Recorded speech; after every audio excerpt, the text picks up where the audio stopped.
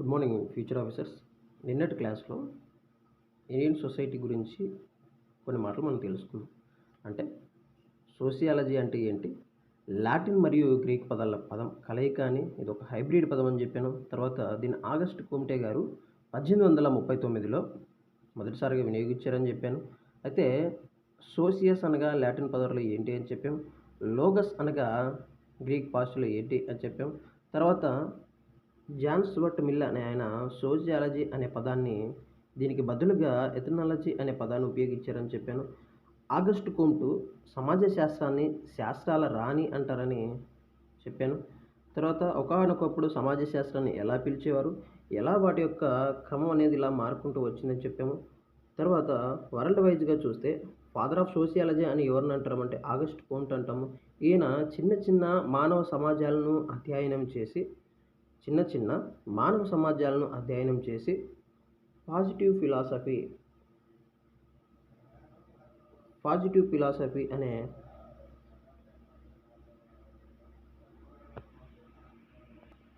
గ్రంథాన్ని రాశాడని కూడా నేను నిన్నటి క్లాస్లో చెప్పాను.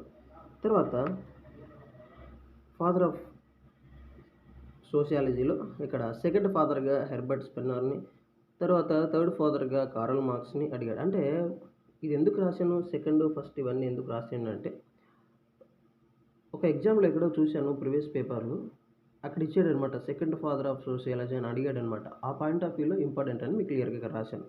తర్వాత third father of sociology Karl Marx. ఈయన ఇక్కడ మతం గురించి మాట్లాడుతున్నప్పుడు ఈయన ఒక మాట అంటాడు అనమాట, అరే మతం అనేది ఒక మత్తు లాంటిదిరా బాబు అని చెప్తాడు. తర్వాత మన ఇండియాలో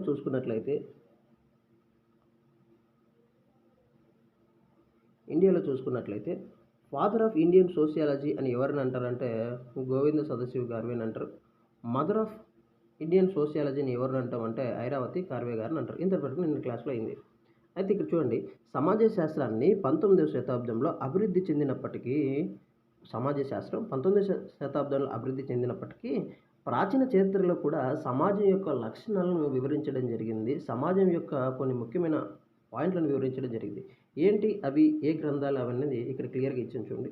ఇక్కడ ఇచ్చాను, ఇక్కడ రచయితలు, ఇక్కడ గ్రంథాలు, ఆ గ్రంథాల్లో ఉన్నటువంటి విషయాలు, ఇక్కడ రచయితల పేర్లు ఇచ్చాను, గ్రంథాలు ఇచ్చాను, తర్వాత ఆ గ్రంథంలో వారు ఏం తెలిపారు అన్న వాటిని గురించి ఇచ్చాను. అయితే చూడండి, మొదటిగా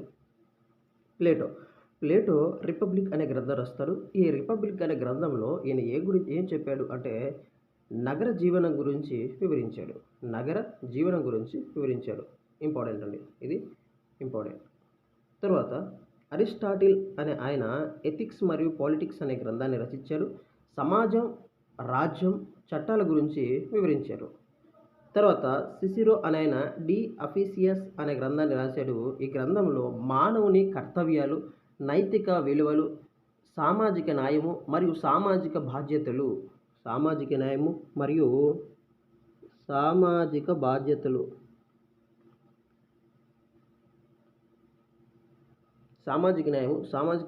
గురించి ఈయన వివరించడం జరిగింది.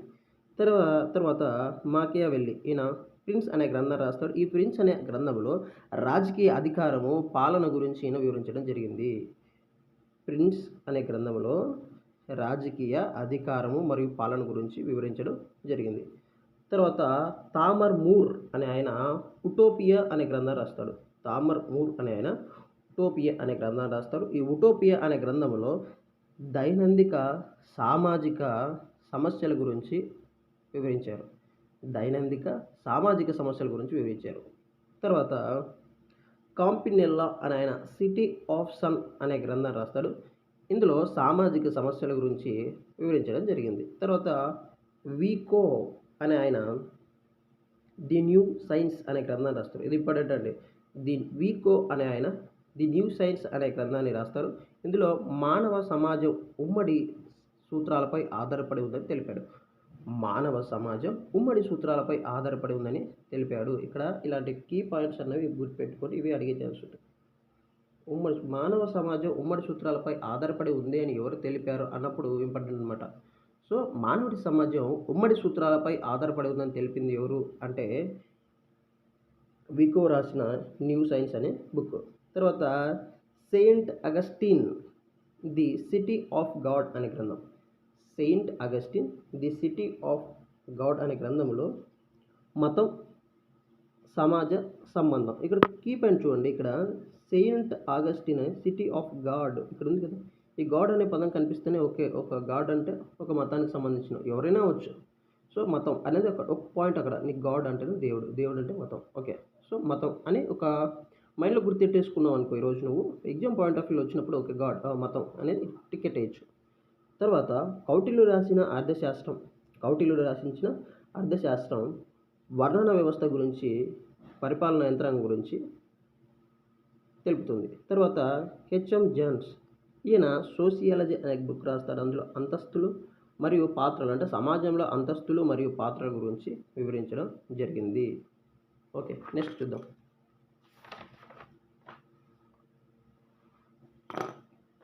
తర్వాత చూడండి, 19వ శతాబ్దంలో యూరోప్లో సమాజ శాస్త్రం ఆవిర్భవించింది. ఈ ఆవిర్భవించడానికి ప్రధాన కారణం 3 ఉన్నాయి. 19వ శతాబ్దంలో ఈ పాయింట్ గుర్తుపెట్టుకోండి. యూరోప్లో 19వ శతాబ్దంలో యూరోప్లో ఆవిర్భవించింది. దీనికి ఎన్ని కారణాలు అంటే ప్రధానంగా 3 ఉన్నాయి. ఆ 3 కారణాలు తెలియజేసిన పెద్ద మనిషి ఎవరంటే ఇయాన్ రాబర్ట్. ఇది గుర్తుపెట్టుకోండి, ఇయాన్ రాబర్ట్. 19వ శతాబ్దంలో యూరోప్లో సమాజ శాస్త్రం ఆవిర్భవించడానికి ప్రధానంగా 3 కారణాలు ఉన్నాయని తెలిపిన వ్యక్తి ఎవరు అంటే ఇయాన్ రాబర్ట్ తన గ్రంథమైన సోషియాలజీలో రాశాడు. ఏంటి ఆ 3 కారణాలని క్రిచన్ చూడు. పారిశ్రామిక మరియు ఫ్రెంచ్ విప్లవాలు, ప్రకృతి శాస్త్రాల ప్రగతి వాటి నుండి స్ఫూర్తి, వలసవాదము, భిన్న సంస్కృతుల సమ్మేళనం. ఈ 3 పాయింట్లు మళ్ళీ చెప్తున్నా. పారిశ్రామిక మరియు ఫ్రెంచ్ విప్లవాలు, ప్రకృతి శాస్త్రాల ప్రగతి వాటి స్ఫూర్తి, వలసవాదము, భిన్న సంస్కృతుల సమ్మేళనం. ఈ 3 అనమాట. ఓకే, తర్వాత గుర్తుపెట్టుకోండి, ఆగస్ట్ కోమ్టు సమాజ శాస్త్రాన్ని, ఇవి important, very very important. Auguste Comte సమాజ శాస్త్రాన్ని సోషియల్ స్టాటిస్టిక్స్ మరియు సోషియల్ డైనమిక్స్గా ఈయన విభజించారు. సమాజ శాస్త్రాన్ని ఫాదర్ ఆఫ్ సోషియాలజీ అని పిలుచుకుంటున్న మనం ఆగస్ట్ కోమ్టు ఈయన సమాజ శాస్త్రాన్ని ఎలా డివైడ్ చేశాడు అంటే సోషియల్ స్టాటిస్టిక్స్ మరియు సోషియల్ డైనమిక్స్, ఇలా 2 విధాలుగా డివైడ్ చేశాడు. ఏంటి ఆ సోషల్ స్టాటిస్టిక్స్ అంటే ఏంటి, డైనమిక్ అంటే ఇక్కడ చూడు. సోషియల్ స్టాటిస్టిక్స్ అంటే సమాజానికి సంబంధించిన సమాచారం, గుణాంకాల అధ్యయనం. సోషియల్ స్టాటిస్టిక్స్ అంటే సమాజానికి సంబంధించిన సమాచారము, గుణాంకాల అధ్యయనం. సోషియల్ డైనమిక్స్ అంటే కాలానుగుణంగా సమాజంలో జరిగే మార్పుల అధ్యయనం. సోషియల్ స్టాటిస్టిక్స్ అంటే సమాజానికి సంబంధించిన సమాచారము, గుణాంకాల అధ్యయనం. సోషియల్ డైనమిక్స్ అంటే కాలానుగుణంగా సమాజంలో జరిగే మార్పుల అధ్యయనం. డైనమిక్స్ అంటే ఇక్కడ చూడు, ఇక్కడ అర్థం చూడు. స్టాటిస్టిక్స్ అంటే సమాచారము, డేటా అధ్యయనం. డైనమిక్స్ అంటే మార్పుల అధ్యయనం. ఈ 2 పాయింట్లు గుర్తుపెట్టుకోండి. స్టాటిస్టిక్స్ అంటే సమాచారము, డేటా అధ్యయనం. డైనమిక్స్ అంటే మార్పుల అధ్యయనం. ఈ 2 పాయింట్లు మీరు గుర్తుపెట్టుకోండి. తర్వాత సామాజిక నిర్మితి అంటే సోషల్ స్ట్రక్చర్. సామాజిక నిర్మితి, ఒక సమాజం ఎలా ఏర్పడింది, అందులోని మనుషులు, కుటుంబాలు, కులాలు, వర్గాలు, సంస్థలు పరస్పరం ఎలా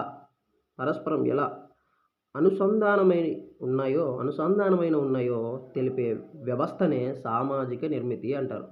ఇక్కడ సామాజిక నిర్మితి అన్నదానికి డెఫినేషన్ మీరు క్లియర్గా చూడండి. ఒక సమాజం ఎలా ఏర్పడింది, అందులోని మనుషులు, కుటుంబాలు, కులాలు, వర్గాలు, సంస్థలు పరస్పరం అనుసంధానమై ఎలా ఉన్నాయో తెలిపే వ్యవస్థనే సామాజిక నిర్మితి, సామాజిక నిర్మితి అంటారు, సోషల్ స్ట్రక్చర్ అంటారు. లేదా ఇంకా మీకు అర్థం కాకపోతే ఇంకో డెఫినేషన్ రాసి చూడండి. సమాజాన్ని నిర్మించే వివిధ భాగాల క్రమబద్ధమైన ఏర్పాటును సమాజాన్ని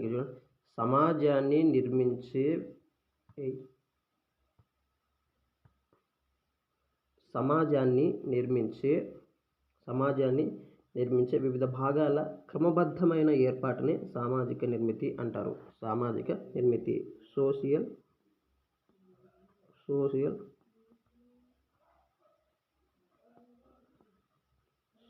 స్ట్రక్చర్ అంటారు. ఓకే, సోషల్ స్ట్రక్చర్ అంటారు. ఇది చూడండి, ఇప్పుడు నా చేతిలో ఇది గ్రీన్ పెన్, నా చేతిలో ఉన్నది ఇది గ్రీన్ పెన్. వన్స్ నువ్వు డిప్యూటీ తహసీల్దార్ అయితే గ్రూప్ 2లో ఉన్న గెజిటెడ్ ర్యాంక్ ఏది వచ్చినా కూడా ఇలాంటి పెన్నుతో మనకి ఎవ్రీడే సైన్ చేయడానికి అవకాశం వస్తుంది. ఎందుకంటే బెస్ట్ మోటివేషన్ లేదు. ఇలా పెన్నుతో నువ్వు సైన్ చేయడానికి నీకు రైట్స్ వస్తాయి. ఫర్ ఎగ్జాంపుల్ నేను ఇక్కడ చేస్తాను చూడండి, ఇలా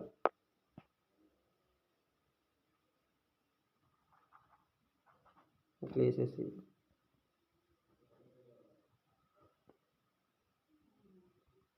ఎలా ఉంది,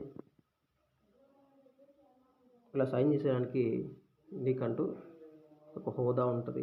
అందుకే ఇలాంటి స్థానం పొందడానికైనా కష్టపడి చదవండి. అర్థమవుతుందా? ఓకే, సామాజిక నిర్మితి అంటే ఏంటి అనేది ఇప్పుడు మనం మాట్లాడుకున్నాం. అయితే సామాజిక నిర్మితి అనే పదం ఫస్ట్ టైం ఉపయోగించింది ఎవరు అంటే ఇక్కడ చూడండి, హెర్బర్ట్ స్పెన్నర్స్. సామాజిక నిర్మితి అనే పదాన్ని మొదటిసారిగా ఉపయోగించింది ఎవరు అంటే హెర్బర్ట్ స్పెన్నర్స్. ఇది గుర్తుపెట్టుకోండి. సామాజిక నిర్మితి అనే పదాన్ని మొదటిసారిగా ఉపయోగించింది హెర్బర్ట్ స్పెన్నర్. అయితే ఇక్కడ కూడా సామాజిక నిర్మితిని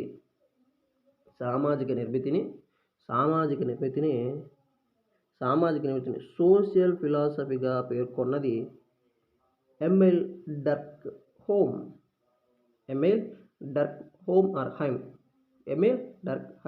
ఏమన్నాడంటే సామాజిక నిర్మితిని సోషల్ ఫిలాసఫీ అన్నారనమాట. ఓకే.